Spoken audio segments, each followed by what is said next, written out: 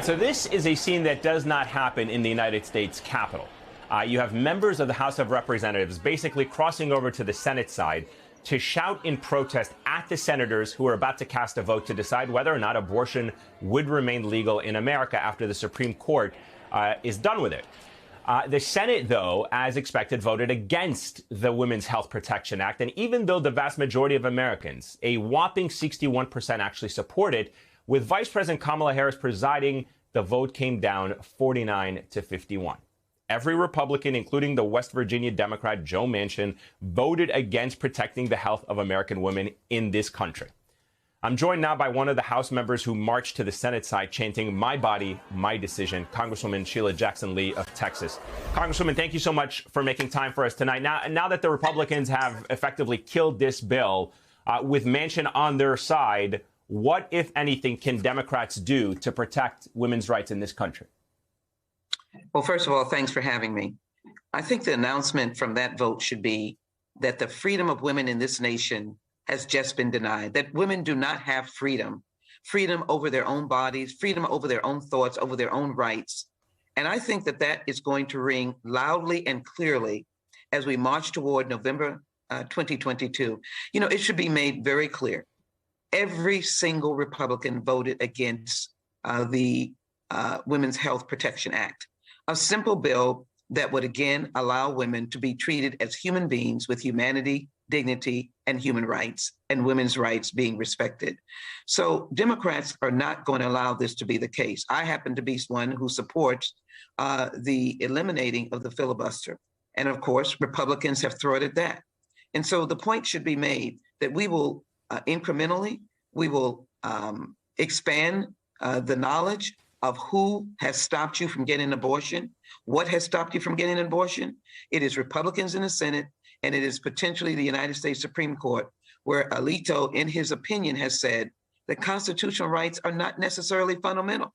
Can you believe it?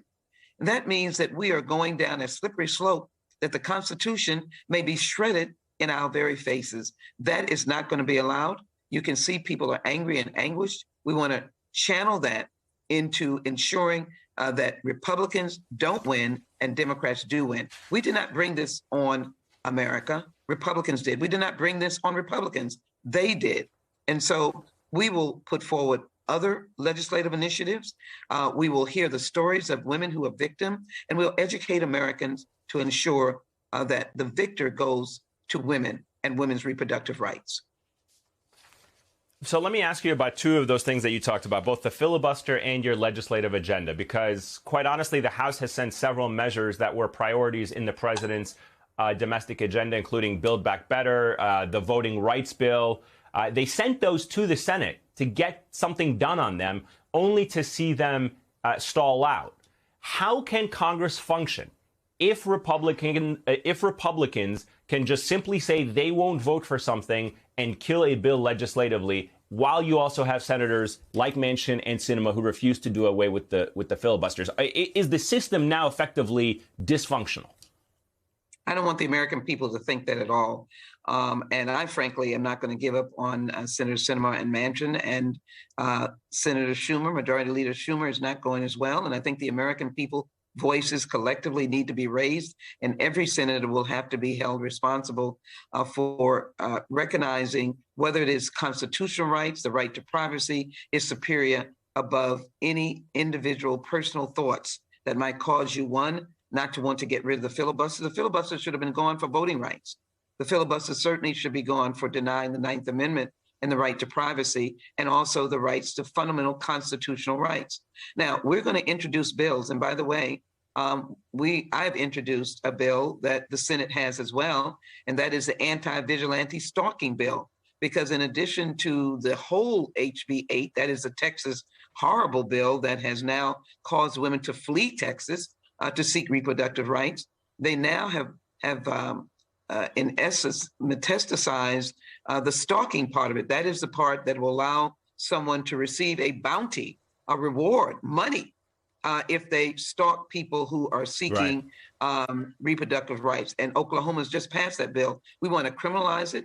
I hate to say that, and provide enhanced penalties for anyone that does that added to the federal anti-stalking bill. We want you to know that it is criminally illegal to stop a woman from seeking personal health needs and reproductive rights. But we're going to keep putting forward bills, putting them on the floor as necessary, when necessary, that they can pass. I hope Republicans wouldn't want to vote against that. But as well, we want to make sure that the stories of victims or persons who have had the personal need to address their reproductive rights, those stories need to be told. And the question will be asked, what side of history do you want to be on? The side of the Constitution, the side of providing freedom to women, or not? Congresswoman Sheila Jackson Lee of Texas, thank you so much for your time. I greatly appreciate you joining us this evening.